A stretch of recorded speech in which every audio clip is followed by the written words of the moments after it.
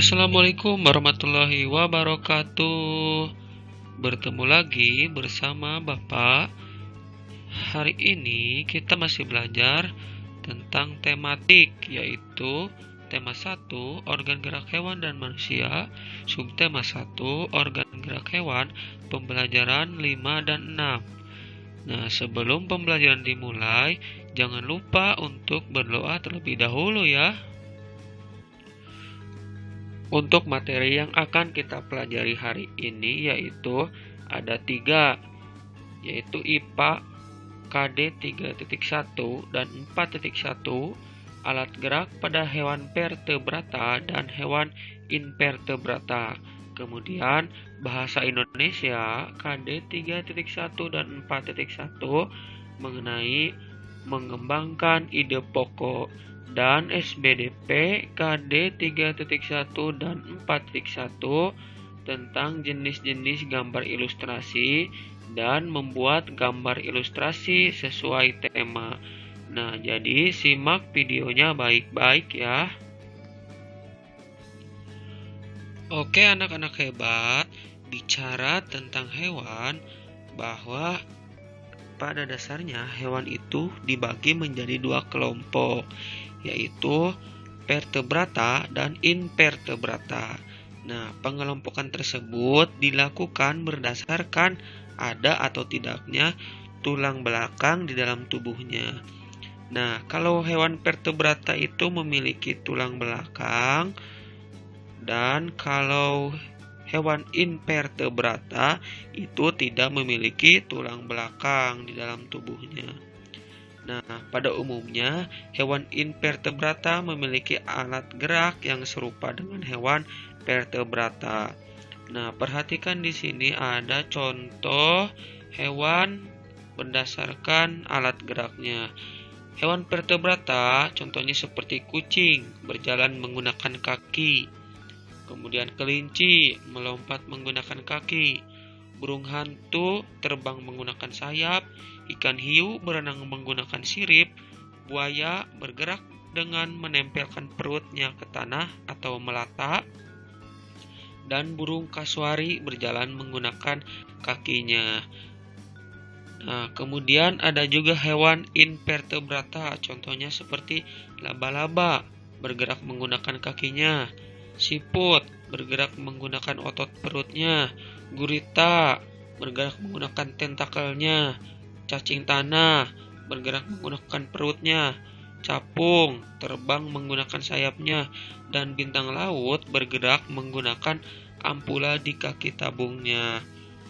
Nah, jadi setiap hewan itu memiliki alat gerak yang berbeda. Adapun apa ya yang membedakan kedua jenis hewan tersebut? Nah, yang membedakannya adalah kita mulai dari vertebrata. Nah, vertebrata yang pertama memiliki tulang belakang.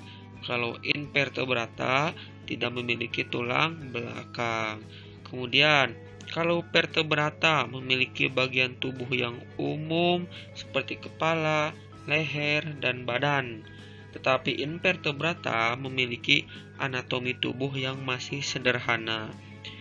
Yang ketiga, vertebrata itu memiliki alat pencernaan yang memanjang mulai dari mulut sampai alat pembuangan. Kalau invertebrata itu memiliki alat pencernaan yang masih sederhana. Nah, yang terakhir, vertebrata itu memiliki bentuk tubuh simetri bilateral, atau jika tubuh hewan dibelah akan menunjukkan dua sisi simetris yang sama. Kalau invertebrata memiliki bentuk tubuh simetri bilateral atau simetri radial, artinya bagian tubuh dalam susunan melingkar di sekitar poros tengah. Jadi, hewan-hewan yang termasuk dalam vertebrata adalah kelompok ikan, amfibi, reptilia, burung, dan mamalia. Kalau hewan-hewan yang termasuk dalam invertebrata seperti cacing, serangga, dan hewan lunak. Selanjutnya, kita akan membahas tentang bagaimana cara mengembangkan ide pokok. Nah, seperti yang telah diketahui bahwa ide pokok itu adalah inti atau dasar permasalahan dari suatu teks. Nah, ide pokok teks menjadi dasar dalam mengembangkan paragraf atau teks. Lalu bagaimana caranya agar ide pokok ini bisa dikembangkan sehingga menjadi sebuah paragraf? Nah, yang pertama, menentukan topik dari paragraf yang akan dibuat. Jadi kita harus tentukan topik terlebih dahulu. Yang kedua, menentukan ide pokok dari paragraf atau teks yang akan dibuat. Nah, setelah kita menentukan topik, lalu kita tentukan apa ide pokoknya. Yang ketiga, membuat sebuah kalimat yang berisi ide pokok tersebut. Kalimat tersebut akan menjadi kalimat utama dari paragraf yang akan dibuat. Nah, setelah kita menentukan ide pokok, lalu kita buatlah sebuah kalimat yang berisi ide pokok tersebut. Dan yang keempat, mengembangkan kalimat dan ide pokok tersebut menjadi beberapa kalimat.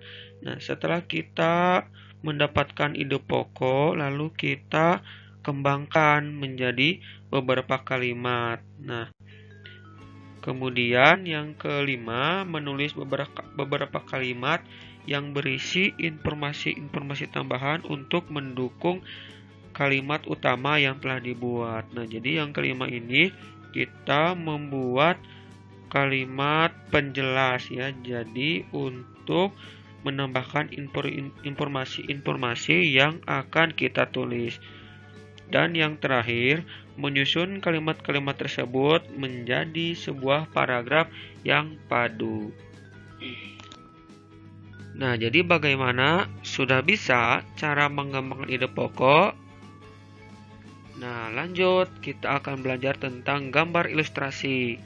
Nah, tahu tidak bahwa gambar ilustrasi ini memiliki jenis-jenis. Jenis-jenis itu apa saja? Yang pertama, ada gambar realis. Apa itu? Gambar realis itu adalah gambar yang dibuat sesuai dengan kenyataan atau keadaan yang sebenarnya. Jadi gambar itu dibuat sama dengan objek aslinya. Kemudian, yang kedua ada karikatur. Karikatur itu adalah gambar yang dilebih-lebihkan. Dalam gambar karikatur ada perubahan bentuk pada setiap karakternya. Nah, bentuknya itu sering kali terlihat unik dan lucu. Yang ketiga ada kartun. Nah, kita sudah mengenal kartun. Kartun itu apa? Jadi kartun itu adalah gambar yang mengandung humor. Kartun ini terlihat lucu dan mengundang tawa. Tokoh kartun sangat bervariasi, bisa berupa tumbuhan, hewan, dan manusia ya. Dan yang keempat ada gambar dekoratif. Gambar dekoratif ini adalah gambar yang dibuat dengan tujuan menggambar bentuk benda menjadi lebih indah. Nah, gambar dekoratif ini banyak dijumpai pada kain batik dan relief. Nah, setelah kita mengetahui jenis-jenis gambar ilustrasi, lalu bagaimana cara menggambar ilustrasi sesuai tema? Nah, di sini ada langkah-langkahnya. Yang pertama, menentukan tema. Dalam menggambar ilustrasi, pertama-tama kita harus menentukan tema. Tema ilustrasi itu harus sesuai dengan teks atau bacaan yang akan kita diilustrasikan. Nah, setelah mendapatkan tema yang sesuai, kita menentukan tokoh, adegan, dan suasana pendukung adegan yang akan digambar. Nah, di dalam menentukan tema juga, kita harus menentukan dulu jenis gambar ilustrasi apa yang akan kita buat. Apakah itu gambar realis, karikatur, kartun, atau gambar dekoratif. Kemudian yang kedua, membuat gambar. Nah, setelah kita menentukan tema, langkah selanjutnya adalah menggambar sketsa atau membuat rancangan gambar. Nah, menggambar sketsa ilustrasi itu biasanya menggunakan pensil ya. Nah, gambar sketsa kemudian nanti dipertegas hingga menjadi gambar yang asli. Kemudian setelah membentuk gambar yang terakhir, lalu kita mewarnai. Nah, setelah menggambar, langkah berikutnya adalah pewarnaan atau mewarnai. Nah, anak-anak hebat mewarnainya bisa menggunakan pensil warna, cat air, spidol, atau krayon. Ya, jadi ini merupakan cara untuk menggambar ilustrasi sesuai tema. Cukup sampai di sini saja untuk pembelajaran hari ini. Silakan tugasnya dikerjakan halaman 23, yaitu membuat gambar ilustrasi berdasarkan cerita. Terima kasih atas perhatiannya. Wassalamualaikum warahmatullahi wabarakatuh.